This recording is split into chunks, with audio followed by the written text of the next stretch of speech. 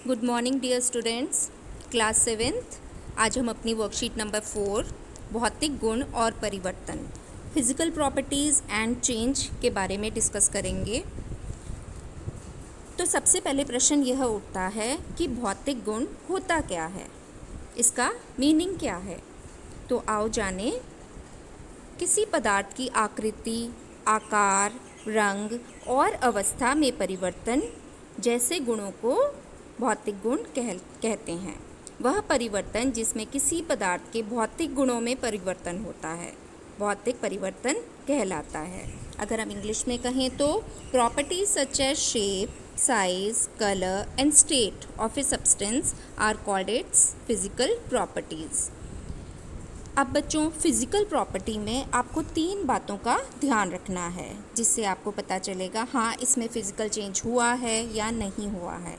पहली चीज़ कि physical property के दौरान कोई भी नई चीज़ का निर्माण नहीं होता है। जैसे कि अगर मेरे पास समझ लो आटा है, मैं आटा गूंद रही हूँ पानी डाल के, तो सूखा था तब भी वो आटा था जिससे हम रोटी बनाते हैं, और जब हमने पानी डाल के उसको अच्छी तरह गूंथ लिया तब भी वो आटा ही रहा।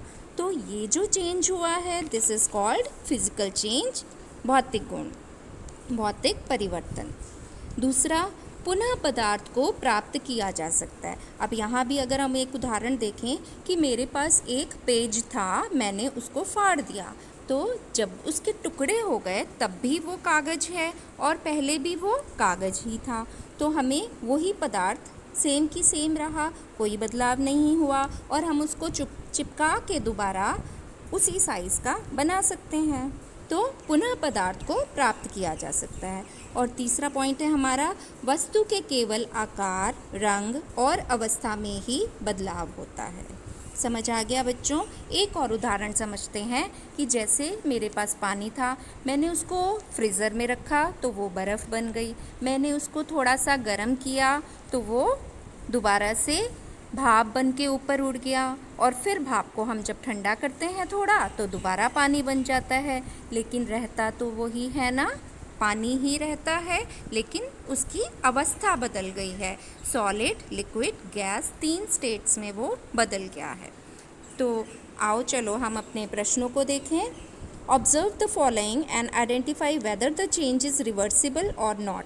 अच्छा बच्चों, ये रिवर्सिबल या उत्क्रमणीय का मतलब क्या होता है? जब किसी चीज़ को हम दोबारा उसी अवस्था में ले आते हैं, जो रिवर्सिबल रिएक्शन कहलाता है। तो पहला हमारा जो है उसमें हमने क्या देख रहे हैं कि एक ग्लास में नमक और पानी है। अब अगर हम नमक और पानी की बात करें तो अगर हमने इसको घोल दिया तो क्या ये कुछ नई चीज़ बन गई, कुछ और बन गया क्या? ये नहीं ना। तो इसीलिए ये क्या हुआ? भौतिक गुण। आंसर क्या होगा? इसका आंसर क्या होगा हमारे पास?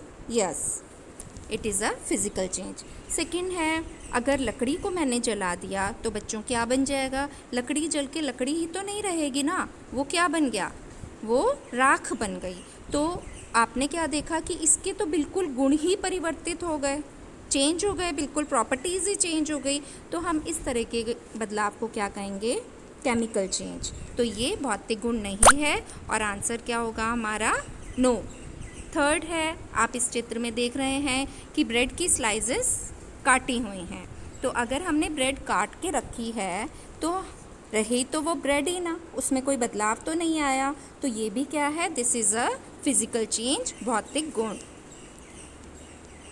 आइए सोचिए और लिखिए।